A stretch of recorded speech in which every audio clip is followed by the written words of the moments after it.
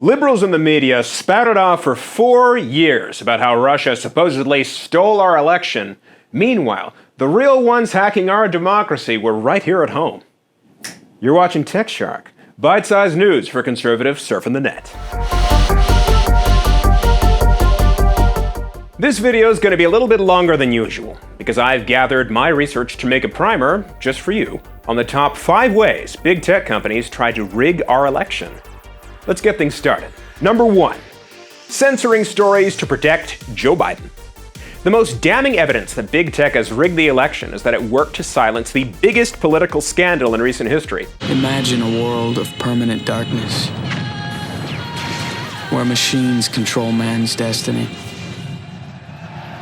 Imagine you were the only one who could stop it. Big tech companies played a part in censoring a New York Post article. The shocking revelation, released by the Post on October 14th, cited purported emails from Democratic presidential candidate Joe Biden's son, Hunter, and reportedly exposed the alleged scandalous dealings of both father and son in the Russia-bordering state of Ukraine. Facebook responded by reducing the story's circulation on its platform, crippling its ability to spread. Twitter responded by disabling the link to the story, claiming, "Warning, this link may be unsafe."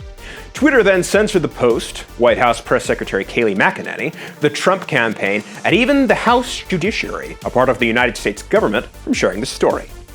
Number 2. Overwhelmingly censoring President Trump. Big tech has caused serious damage to Trump's ability to be heard on social media. TX has corrupted my system. The machines, they're starting to take over. Between May of 2018 to October 16, 2020, Twitter and Facebook have censored the president's social media accounts and the accounts belonging to his re-election campaign at least 65 times. By contrast, the companies have not censored Biden and his campaign accounts a single time. Number 3. Censoring concerns over mail-in voting. This is a big one. All right. So, conservatives have faced an onslaught of censorship in 2020 for criticizing mail-in voting's vulnerability to fraud and error. The funny thing is that liberal media outlets made the same critiques in past elections when it served their interests to do so. Now, last May, Trump was fact-checked by Twitter for condemning mail-in ballots as substantially fraudulent. His allies have been censored as well. Now, here's a few examples when the liberal media agreed with Trump in past elections.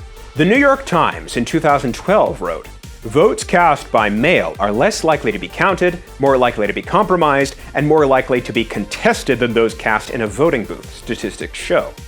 In an article headlined, "Error and Fraud at Issue as Absentee Voting Rises." The Washington Post in 2012 wrote a piece that stated, "It may still be possible to steal an American election," citing a case in which conspirators allegedly bought off absentee voters and faked absentee ballots. MSNBC in 2014 appealed to authority in a piece by illustrating, "Indeed, election experts say absentee ballot fraud is the most common form of organized voter fraud, since, because of the secret ballot, there's no way to ensure that an in-person voter is voting for the candidate he promised to." Slate, in 2016, acknowledged in a piece headlined, "Voter fraud exists, Republican restrictions won't stop it," that the vast majority of voter fraud prosecutions touted by conservative groups like the Heritage Foundation involve absentee ballots that were illegally cast. And the only voting fraud schemes with the potential to actually swing elections involved mail-in ballots. Overall, Twitter had censored Trump since May 31st, 2018, at least 111 times, many of whom were in response to his posts criticizing mail-in ballot susceptibility to voter fraud. Number 4. Enabling Chinese propaganda and misinfo to hurt Trump while censoring Americans.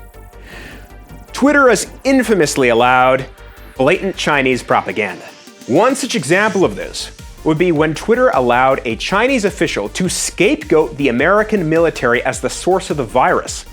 Chinese government official Li Jianzhao posted articles suggesting in a tweet it might be US Army who brought the epidemic to Wuhan. Ah yes, because I totally trust the Chinese government that throws 1 million Uyghurs into camps and told us in mid-January that there was no evidence of human-to-human transmission of COVID-19. Get out of here. Number 5. Allows deceptive edits about Trump and bans embarrassing footage of Biden. An embarrassing clip of then Democratic presidential frontrunner Joe Biden stammering during a speech had been spun by the liberal media as manipulated media.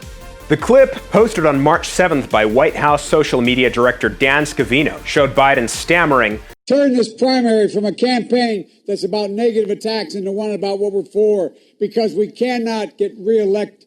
We cannot win this reelection. We can only reelect Donald Trump." Meanwhile, Twitter has allowed deceptively edited clips of Trump to circulate across the internet.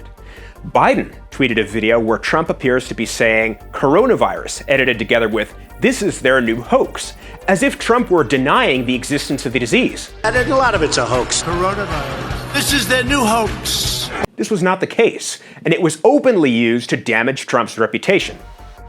Now here's the sharp bite. Personally, I think the idea that we have free-willed, fairly informed voters is a joke. Media, academia, and big tech are all run by people who manufacture what the public thinks, what they're allowed to say, what they're allowed to question. The idea that many people are voting freely is absurd. How many people would have voted differently if big tech and the media hadn't formed a phalanx to stop people from finding out about the worst of Hunter Biden's laptop? Here at the MRC, we did a study which found that 4.6% of Joe Biden voters would not have voted for him had they known about the Biden family's corrupt business dealings. The media knew that by keeping the story from going viral, they kept countless Americans in the dark. Then there's these big tech companies, such as Twitter, who see themselves as the arbiters of truth and the front line against misinformation messing up our democracy. Problem is that Twitter punishes even feminists for stating that men and women are biologically different. They do that to protect transgender people. They literally deny science to protect people's feelings. More recently, Twitter and Facebook filtered your ability to criticize mail-in voting despite years of articles criticizing it in the past. It is not Russians hacking our democracy. It's our own institutions and our corporations right here at home. Thanks for watching TechShark. Once again, I'm Alex Hall with MRC-TV and Newsbusters Tech Watch.